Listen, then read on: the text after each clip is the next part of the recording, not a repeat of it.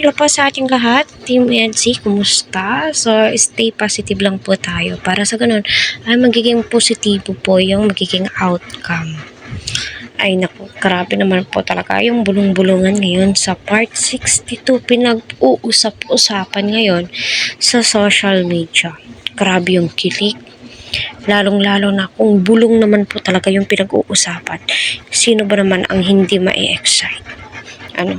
Excited tayo kapag yung iniidolo po natin ang pinagchichismisan, binigyan ng napaka-solid na bulong. Basta team bulong, legit na legit po yan. Never pa po nagiging fake news. Kaya patuloy po natin suportahan si Kalinga Prab, Kuya Val, at ang buong team. Please wag po natin skip ang kanilang ads para sa ganun ay marami pa pong kababayan po natin ang kanilang malingap. So grabe no, kita po natin na napakaseryoso po na ads habang nakikinig po siya sa mga sinasabi po ng magulang ni wifey. Syempre, magiging enlose po niya yan soon. Baka may nagsabi naman ako, ay walang kasiguruduhan ng lahat. Pag sure mo ay may kasiguruduhan po ang lahat. Hindi po magbibitaw po ng salita. Hindi po magpapaalam yan si Eds kung wala po siyang nararamdaman. Hindi po yan magbubulong-bulungan si Kuya Val Santos Matubang, Kalinga Prab, kung hindi po sila or wala po silang napapansin kay Kalinga Edo. Ayaw naman po talaga sa bulong ay nako. Pagkatapos daw po, nagpaalam na magligaw itong si Eds na tilay.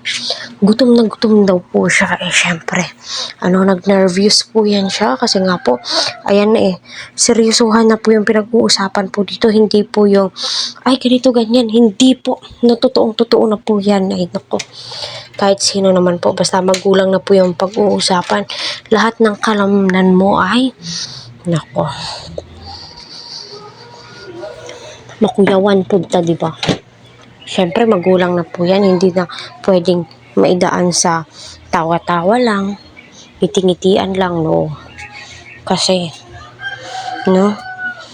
pinag-uusapan dyan is yung anak po nila. Yung magiging future ng kanilang anak. Alam naman po natin lahat, may future na yan si Fiancé. Magiging maganda na po yung future ni Fiancé kasi andyan na po yung sponsor po niya. Although sabi po nila pera kayang kitain, which is totoo naman po talaga. 'Di ba? Nababasa po natin sa bulong ngayon na si Eds pagkatapos, sino ba naman ang hindi kakabahan? Kaharap mo yung magulang ng babaeng mamahalin mo. Yung kabiyak mo, maging katuwang mo sa lahat. 'Di ba? Seryoso na So, gutom daw po si Eds, tilay nag-nervous kahit sino naman, diba? Kaya go lang po tayo, Team Etsy. Laban lang po tayo.